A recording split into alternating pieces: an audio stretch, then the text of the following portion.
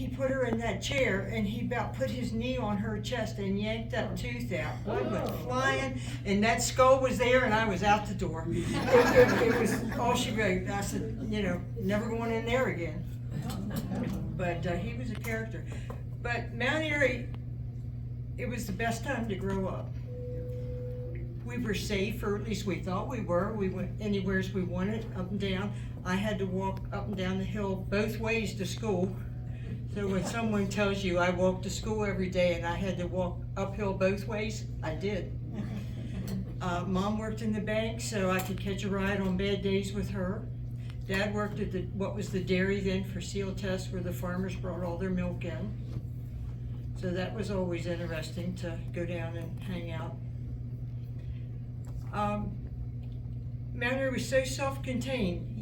All your stores were here, your teachers lived in town, your ministers lived in town.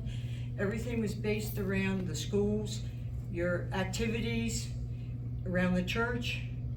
We knew everybody, everybody knew us. We had the switchboard for the telephone.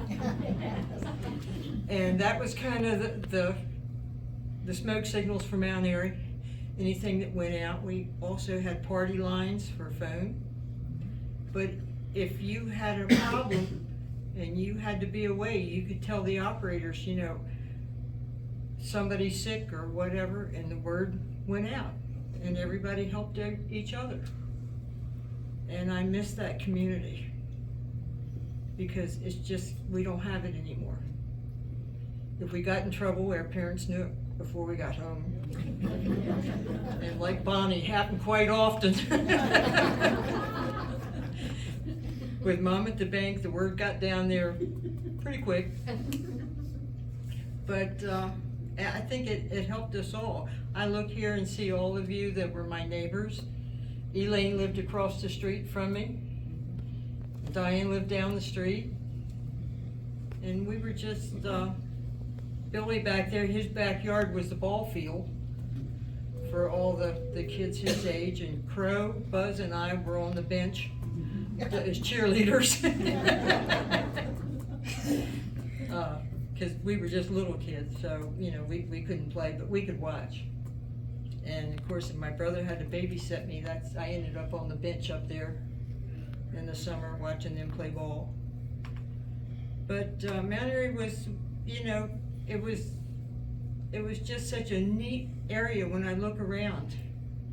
Everybody knew everybody. Our classes were small in school.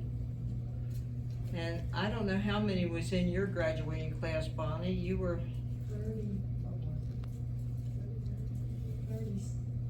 30. And there was like 48 in mine, but the next year was after the war, and then it exploded.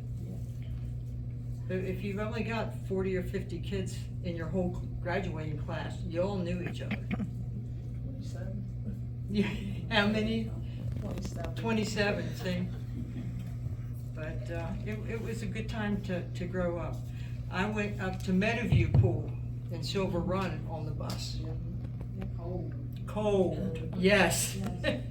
We'd get on that bus in the morning like 7:30 and get up there, and that water was cold and the air was cold, and they'd say you have to jump in, and it's like, no.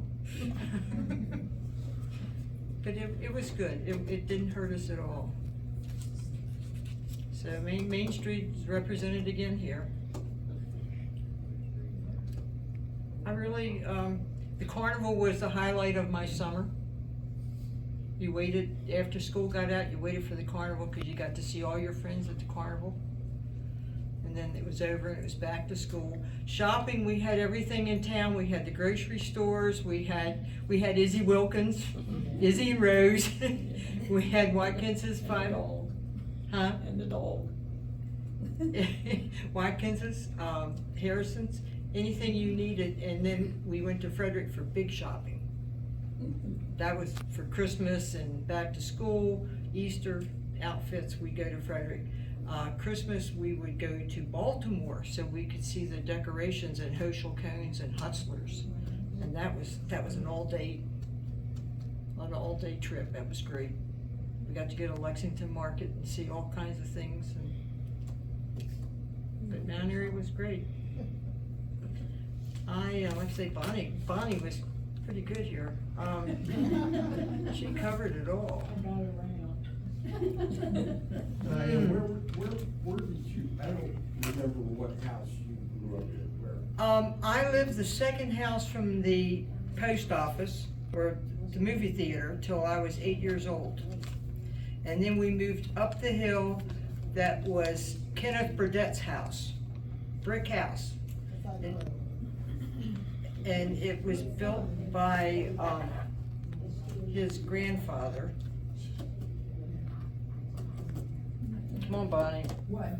The Burdett house. It was Kenneth Burdett's house that we bought, the brick house up on the hill. Hmm? It was his parents' house. It was Burdett's parents. Well, his parents were Hubert, weren't they? Yeah.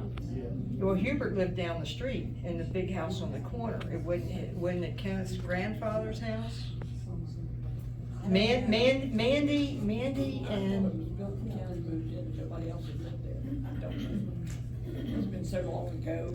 well, I was only, 8, 9 years old when we moved up there. But it was it was the third house down from the cemetery. Did you ever live in Ridgeville? No. I learned to drive in Pine Grove Cemetery. Mom had a big old 1950 DeSoto, which was a tank, with a shift on the column. And she'd take it over to the cemetery, and I learned to go down the hill and shift and coming back up and go back around. And someone asked her, well, why are you taking Diane over to the cemetery? And she said, well, they're all already dead. She's not gonna hurt anybody.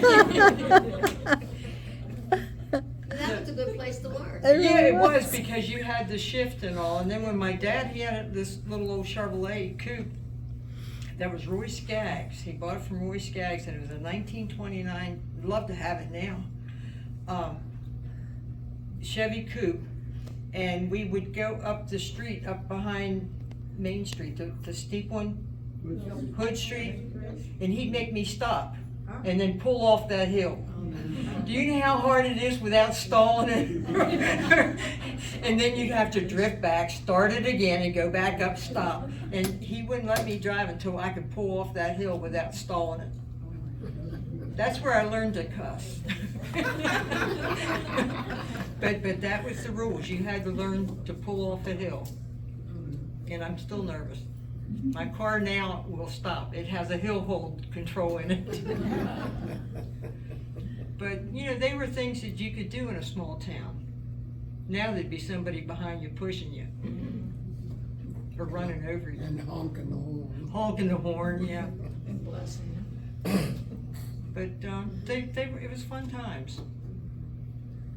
And all us kids, we run the streets. We could go downtown. If I stop at the bank at Mom, see if I could bum a dime off of her, and walk the rest of the way. We'd stop at Floyd's and get a Coke for a nickel and a bag of potato chips for a nickel. So for 10 cents, you were living good. And then you could walk on home. And the Floyd's would be full in the evening after school on a good day. It would be mobbed. But he was good to us all. He really was. He had patience, I guess. But don't have it anymore. But they were the good times. That's it. Okay, thank you.